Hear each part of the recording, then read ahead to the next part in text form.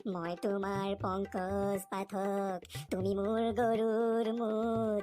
মই তোমাৰ ৰাতিৰ এন্ধাৰ, তুমি মোৰ বাঁহৰ তলৰ ভূত।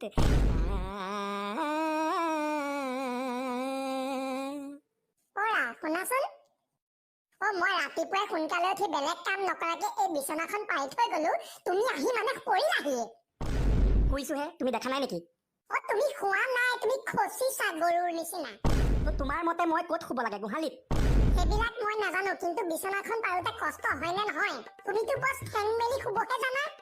কেতিয়াবা মানুহজনীৰ প্ৰব্লেম হয় বুলি তুমি নিজে পাৰি পাইছানে? হৈ গ'লে যদি আৰম্ভ। উঠিবানে তুমি এতিয়া, নে মোৰ আৰু অলপ খং উঠিলে তুমি ৰৈ আছা?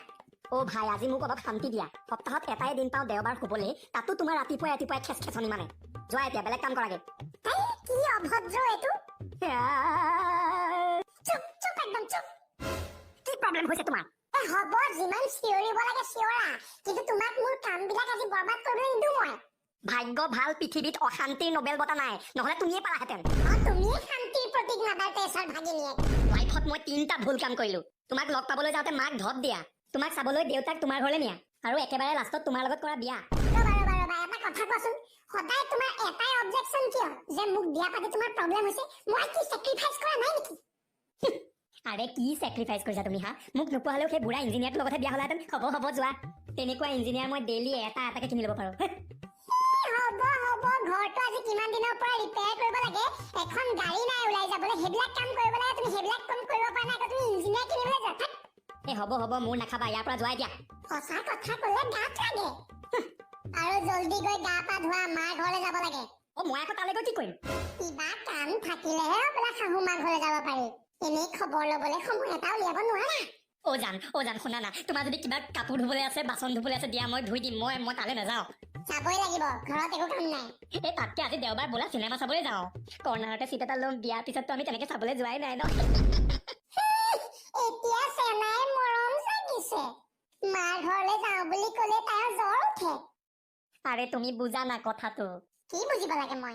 বাকী কেইটা দিনত অফিচৰ পৰা আহি পাওঁতে তুমি মূৰটো খুৱাই, আজি দেওবাৰ দিনটোতো তোমাৰ মায়ে মোৰ মূৰটো খাব। কি ক'লা তুমি?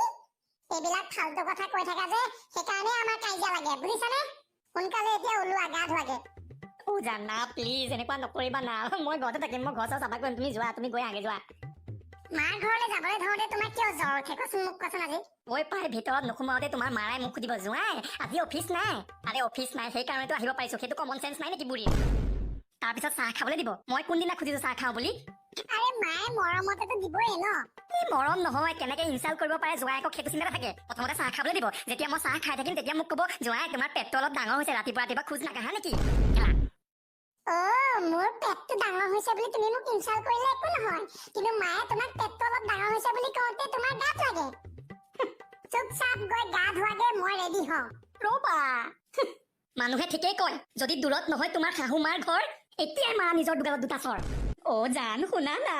নহ'ব, নগলে ৰাতি ড্ৰয়িং ৰুমত শুব লাগিব কিন্তু। বালৰ কণ্ডিশ্যন